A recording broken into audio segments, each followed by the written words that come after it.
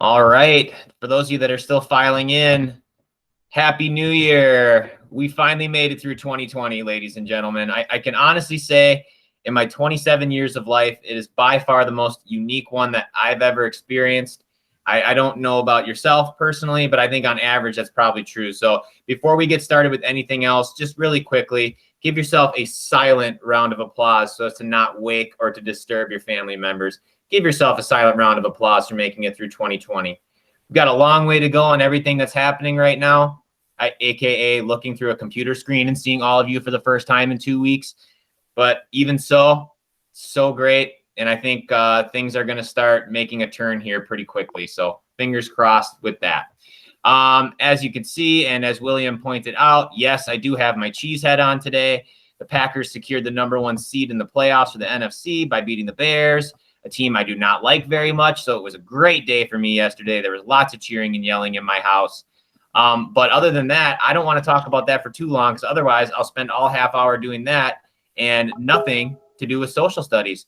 So, ladies and gentlemen, really quickly here, let's take a look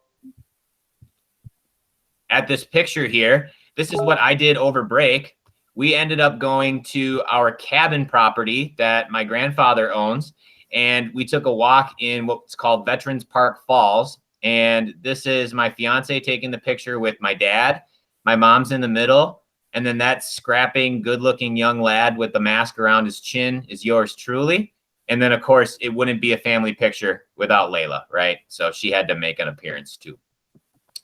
But that's what I did over break. Hopefully here in just a little bit, if we can, we could try and get some people to share, because I would love to hear what you did as well. But first things first, we need to get into what we're doing today. So let's go over to our classwork tab. We are going to be taking some notes today. So if we go over to our classwork tab, I'm just going to share my whole screen here. We know the drill at this point, right? We have notes. Go to January 4th. Click on the notes.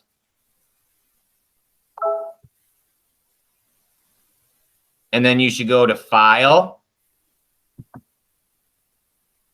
make a copy, and it should be entire presentation. Now, obviously, if you want to print it off on paper, you can do that too. You can scroll down to the bottom here and click print. All right, I've got some hands up already. So let me see. Who have I got raising hands here? Not Niall, what's up? It says you need access. All right. Yep. So Let me fix that right now. Let me fix that right now. I thought that might happen. There we go. And I'll change it to anyone. So now you should not have a problem at all. All right. Sorry about that. All right. Any other questions about that? Looks like hands have disappeared. All right. I am going to stop sharing then right now. And let's go to a break share. I'll do 2 people. What was the coolest thing that you did over break? What was the highlight? I'm sure a lot of you shared with Mr. Lamprecht already, so I would love to hear what you did. Braden, good to see you, man. Happy New Year. Happy New Year. All right. Wait. All right. So basically, what I did over break was I spent about $300 at a mall. I don't know why though. Well, I mean, it's your money. You do what you want with it. But did you buy things that you think you like? Yeah. Well, then I guess it's probably money well spent then. Good. Was it at the Mall of America? Yeah, it was actually. There you go. Awesome. I still haven't been there. I've lived here for almost 4 years now, and I still haven't been there since I've lived here. So I got to make it over there. I know. Oh. Well, Miss Jada, I saw that. I've been there when I was young. I went to Camp Snoopy, but since we've lived here, I haven't gone shopping there. So watching those stairs. All right. I'll go with Andrew. Andrew T.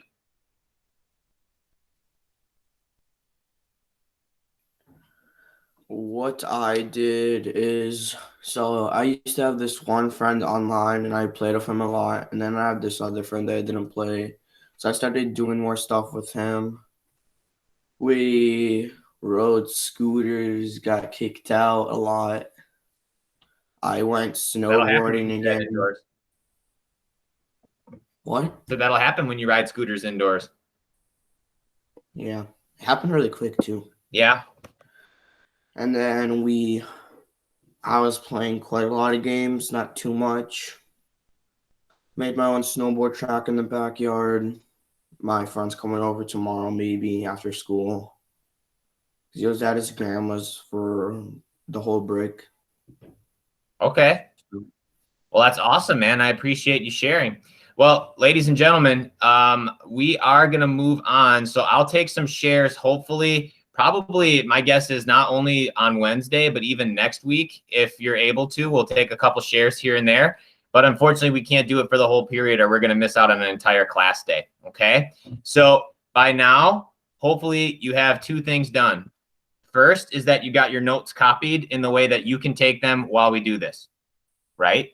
And then the second thing that you should have done is your warm up. If you haven't done that yet, it's not due until tomorrow. So you can go ahead and get that done later. I know you're kind of in a time crunch here in this first slot. Okay. Does anybody know what time it is? Raise your hand, please.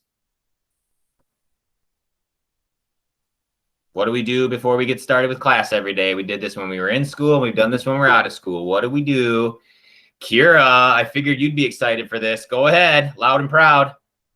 Stretch break. Stretch break / exercise break. All right. So today it's going to be standing activities. So give yourself some space.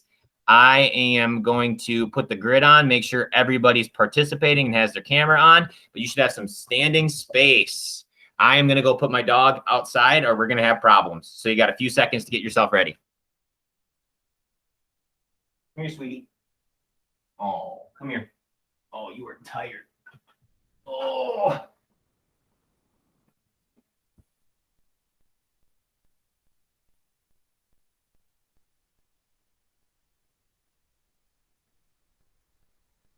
All right, we're going to start in 5 seconds. 4, 3, 2, 1. Okay. First thing that we're going to start with, we're going to do a cardio day because I figure you're all sitting down, you're all tired. It's been a whole break since you've been moving around. So we're going to get you moving. So we're going to do running in place, and we're going to do that with what we call butt kicks or rear end kicks. So when you're running, you're going to have your feet come up behind you and you're going to try and hit yourself in the rear end. Okay. We're going to do that for 20 seconds. Wait until I say go. 3, 2, 1.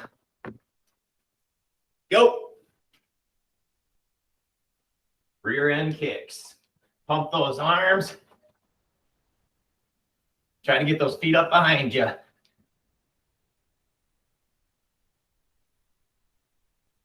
5 seconds. 3, 2, 1. All right. 5-second break. Next thing we're going to do, we're going to call them half jacks. So instead of having your arms come all the way up, instead, you're going to have your arms down at your side and you're going to jump out and jump back in. We're going to do 20 half jacks. Ready? 3, 2, 1, go. 1, 2.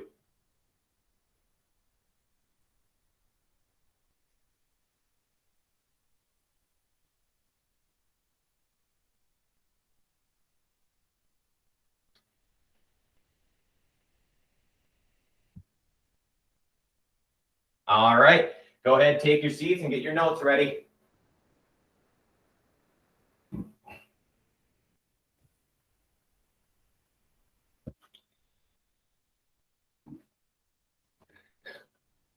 All right, so I've got a piece of paper out here, and to start off the new year, I'm feeling very torchy. By that, I mean, I would love to get out some torch tickets for people that are participating. So to start, let's go with a question. Now, we've been referring to our unit as ancient Greece, and I told you from the very beginning that to call ancient Greece is kind of a challenging or maybe wrong thing to do. And it has to do with their city-states. Why is that?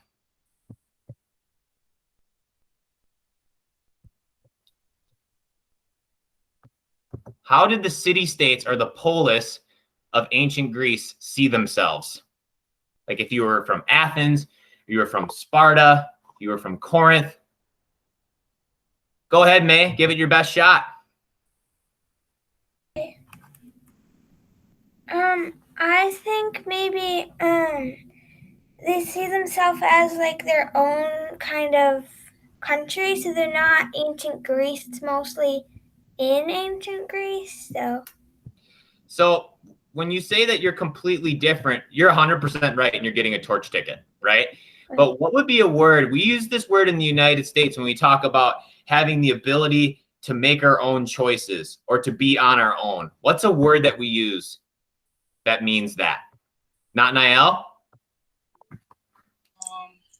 Independent. That is absolutely 100% right, sir. And you've earned yourself a torch ticket as well. Very good. Yes. They saw themselves as completely independent. Now, they had fights amongst each other, right? And they settled those, or they at least came to a truce during a specific time every 4 years. What was that? Val, you have something first? The Olympic Games.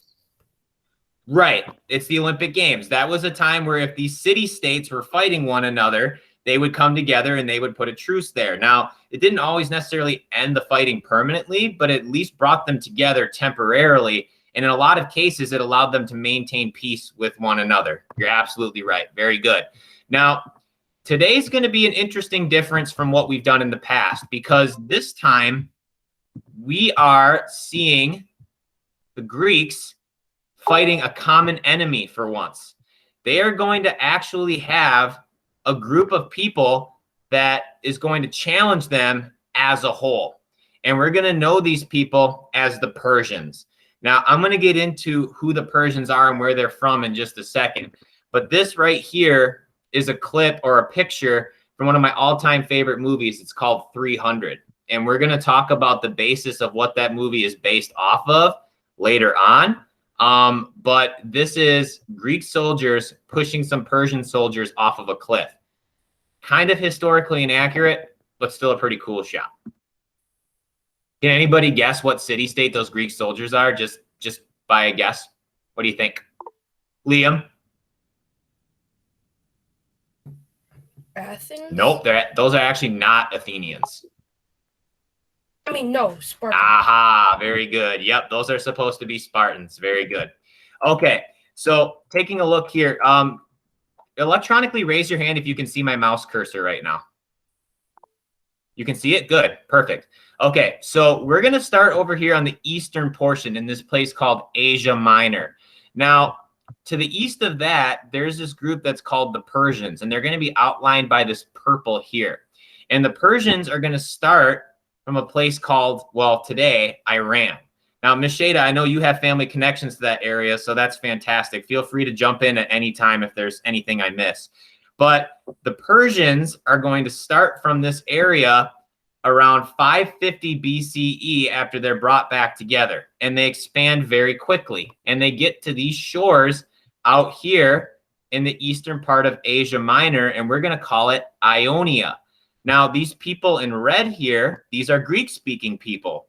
And what happens is the Persians come in direct contact with them. And it's not going to go well. In the beginning, it's peaceful, but eventually something's going to happen that really irritates these Ionian Greeks. And they're going to ask for help.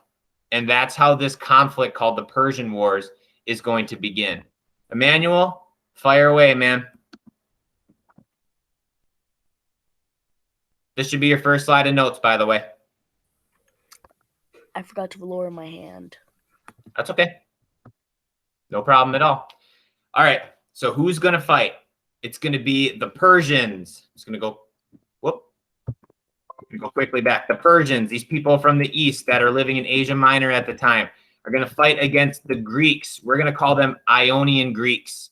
Now, Persia was ruled by a guy named Darius. I know we want to say Darius, because that's like the English way that we would pronounce that, but it was pronounced Darius, and he'll actually be known as Darius the Great. Then there's also going to be another guy that comes along named Xerxes. There's a street that's in the Minneapolis area that's named that. Wonder if there's any connection. There is. All right, and then the Greeks. It's going to be the Athenians, the Spartans, and then those Ionians that are coming into contact with those Persians.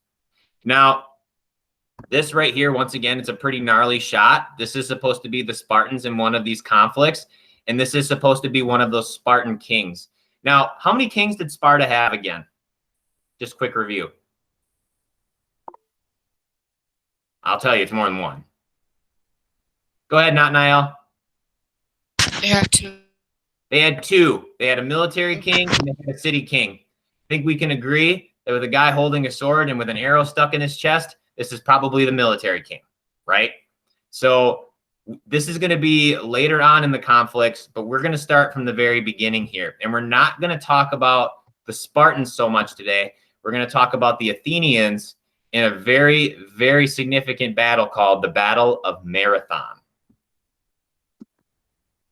So just a quick shot here of what you'd expect from both sides.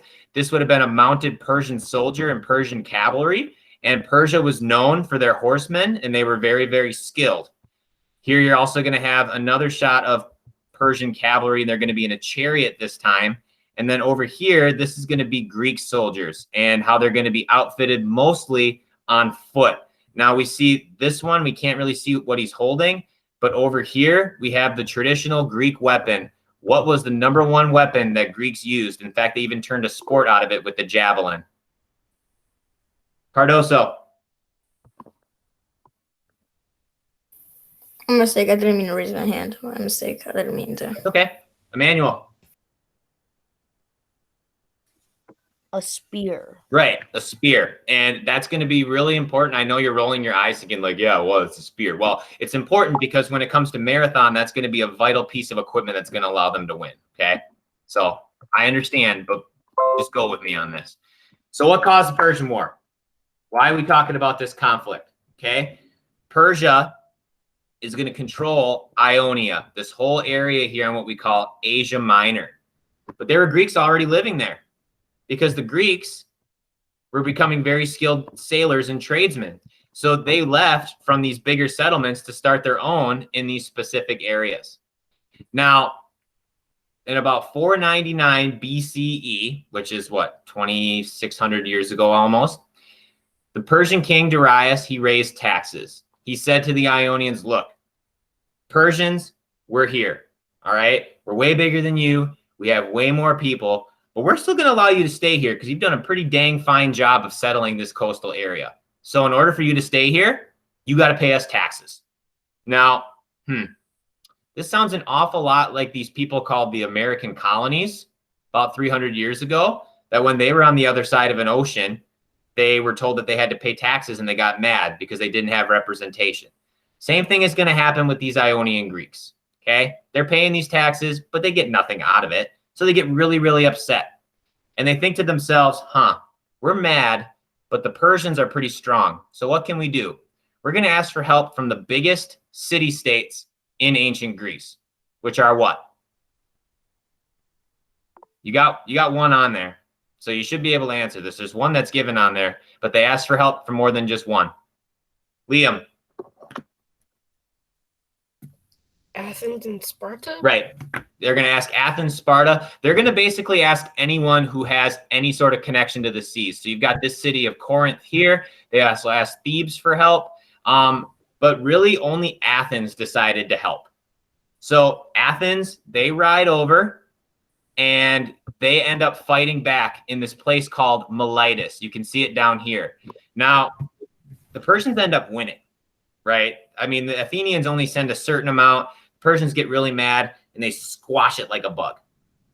Now, you would think, well, that should be the end of it, right? The Greeks tried to fight back, Persians put it down.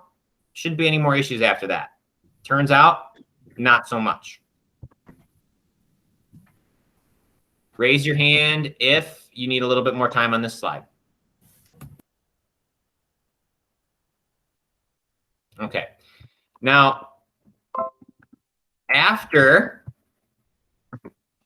this revolt was over, the king Darius was really, really upset. He thought himself as like a living god, and he thought to himself that this was a huge disrespect that the Athenians did to him. They didn't listen to him when he gave a command.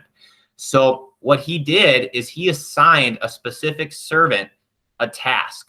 And that task was every single day, according to legend, every single day, that servant had to whisper in his ear, "Sire, remember the Athenians. Remember what they did to you. You have to get them back for what they did." He said that every single day for about 9 years until Darius decided he wanted to take all of Greece. So he was really, really ticked off about this revolt. 9 years is a long time to hold a grudge. So it must have really damaged his ego. And as we know, when people want revenge, they sometimes act in ways that are not too smart and are not in their best interest. Really? I only got a couple laughs on that one. When I saw that meme right there online, I almost died laughing. I'm disappointed. It is the day after New Year's. Okay. I should say the class period after New Year's. All right. I'm going to be right back. I'm going to open my door for my dog to come back in. You can go ahead and start taking notes on this. I'll be back in 5 seconds.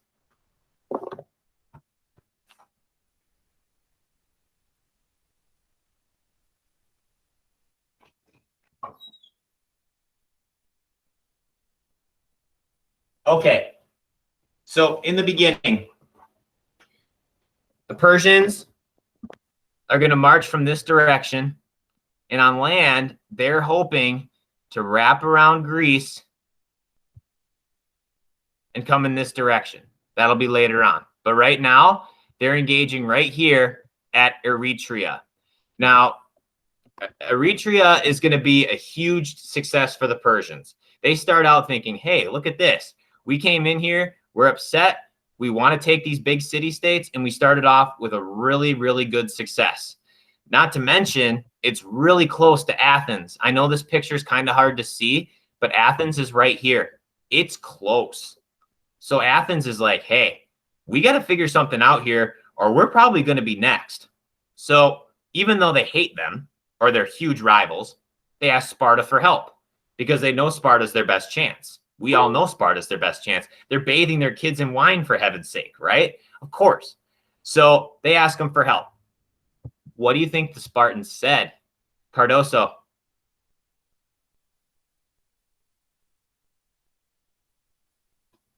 I think they said yes. No, they said no.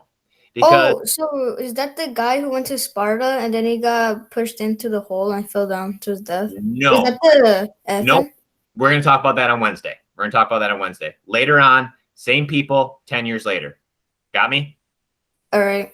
Yep. Good. That was a really good connection, though. So the Spartans say no. And they say no because they have a religious ceremony. It's a harvest festival called the Carnia.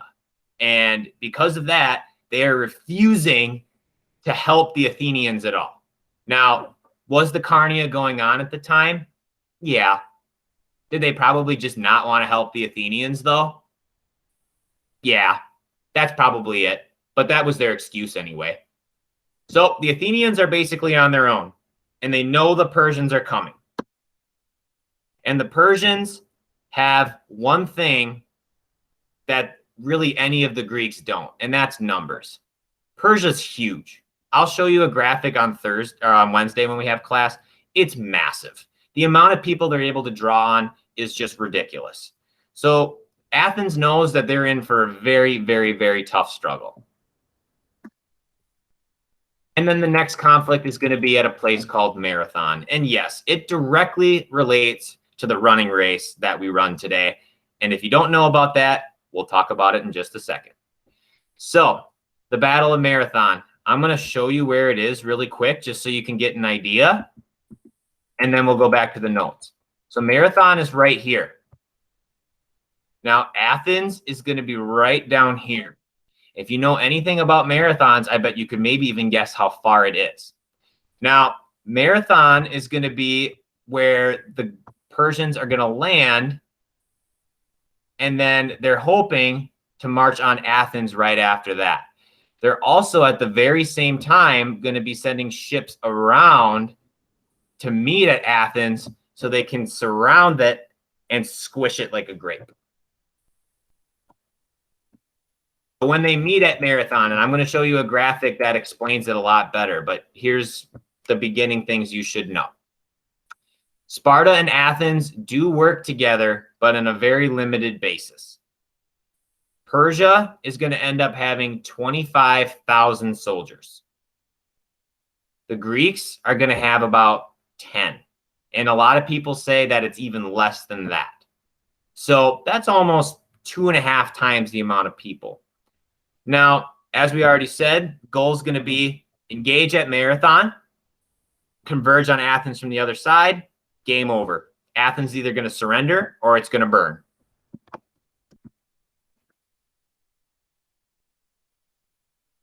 Once again, just a quick graphic. This is what the Greeks would have looked like when they were in their formation. We'll get to that in a second. And this would have been the Persians. The Greeks are going to have these shields that are usually made out of either really hard wood or iron. And then the Persians are going to be a little more lightly armored with wicker shields as opposed to iron or very hard wood shields. And that's going to be very important. Cardoso, what's up? How long did the war lasted? It's actually, we're going to talk about it because Marathon's going to put an end to it for a little while. So what the Greeks are going to have to their advantage is the phalanx formation. We talked about this when we were in the chapter about ancient Sparta. Can somebody give me, for a torch ticket, an example, and you can use the picture to help? What does it mean to be in a phalanx formation? Carillo. So it's like, well, it's either like 8x8 or 16x16. The people, very and they good. have their shields with the right hand, and then they have their spears. Great. You're standing in very close quarters. You're in a perfect square, and your shield is going to be covering the other person, right? It's a completely defensive position, and the Greeks are going to use it to perfection here at Marathon. Okay, so at Marathon, both sides are going to meet at the beach. Now, the red is going to be the Greek infantry, which is the people on foot, and then the purple is going to be the Persians. Now, the Persians thought that the heavily armored Greeks weren't going to be able to move, or if they did, they'd move very, very slow. All of a sudden, a Greek phalanx comes out and charges at the beach where the Persians were. Scared the heck out of them. On top of that, you also can see that there are more people on the edge for the Greeks than in the middle. Going to be very important. The Greeks run up. They make contact with the Persians, and the middle is at a draw or even getting pushed back a little bit. But the people on the outside are engaging these groups right here. What do you think the Greeks are trying to do right now? The Athenians mostly, but we'll call them Greeks. What are they trying to do with these guys on the outside with these people in the middle? It's the same thing that the Persians are trying to do to Athens. Liam? Surround them. Exactly. And surround them is exactly what they did. After the outside troops start pushing the Persians back on the sides, what's called the flanks, they can come in and surround the people from the outside. This is a massacre, not a Boston massacre where 5 people died. This was an absolute massacre after they surround these Persian troops, right? So they end up taking about 6,400 Persians out before they hop on their boats and go back home, or they take them prisoner. Only 192 Greeks died. Now, it's probably exaggerated, but it still was a huge success. Now, they win. Marathon's done, but there's a problem. There's something that still needs to be fixed. What is that? What's still coming? Where are they still trying to go? William? Marathon. Nope, Marathon, they won. So that's over. But there's still a second part. That ship was going around Greece, and where was it trying to land? May? I think it was like, it started with a P or something. I can't remember. Nope, it actually was Athens, right? They were trying to sail yeah. around there to get Athens on the other side. And they're still going there, no matter what. So what happens is that they task a runner named Phidippides, and it's his job, like beforehand, to run between camps to let people know. He was a messenger. He had to run from from Marathon to Athens, which is exactly 26 miles. Interesting. He runs 26 miles as fast as he possibly can without taking any breaks. And he got to the king of Athens. He goes inside the Acropolis, sees the king, and shouts out, "Victory, oh rejoice, we have had victory." Immediately died. Had a heart attack, done. But because he let them know of what happened, the soldiers came up behind. Athens was ready to prepare their defense. And by the time the Persians got there, they absolutely had no chance. They saw all of the Greeks were ready for them, and they had to turn around and go back home. Huge success for the Greeks, and the Persians go back to Asia Minor, go back to really modern day Iran. And for 10 years, they leave the Greeks alone. But I'm telling you what, if Darius was mad before, he is really going to be mad now. So, ladies and gentlemen, just really quick here. I do want to show you your exit ticket. I appreciate everything. I'll leave this up so you can stay here if you have notes to take. But let's go just for 1 second to your exit ticket. And then I want to show you something about your Ed puzzle first. Sorry that it took me a little long today. What can I say? I'm a little rusty. I haven't taught in like 2 weeks. So your exit ticket today, 4 questions. I think you should all be able to answer it based off of the notes that we took today. Tomorrow, you are going to have 2 Ed puzzles for me. Now, it's going to be split into like one that's 5 minutes and one that's like 3. My computer has the microphone problem, and it cut off halfway through, so I had to split it up into 2 videos. I promise it's not going to take any longer. You're just going to have to watch both of those, and I'm really sorry about that. I'm hoping to get this fixed tomorrow, okay? So please make sure that you do that so you get full credit. The first Ed puzzle is going to be worth 2 points, and the second one's going to be worth 1 to get your normal 3 points, okay? So what I'm going to do now is I'm going to go back to the notes. If you need to take them, I'll stay on for a couple minutes here. Otherwise, you are free to go. Thank you so much for being an awesome class. Happy New Year to all of you, and we'll see you on Wednesday to talk about Persian Wars Round 2. Oh, I'm going to put my cheese head back on. Woohoo! Mr. Plog, What's up? the Battle of Marathon kind of reminded me of D-Day from World War II. Kind of reminded me of the ships and they were on the beach. Okay, I will give you that it had the amphibious landing or like the landing on sea, but there's a huge difference in that the in D-Day it was successful, right? The Persians were the ones that landed here, and it didn't go so well for them. But I agree. Yeah. Happy New And Year. the Germans lost.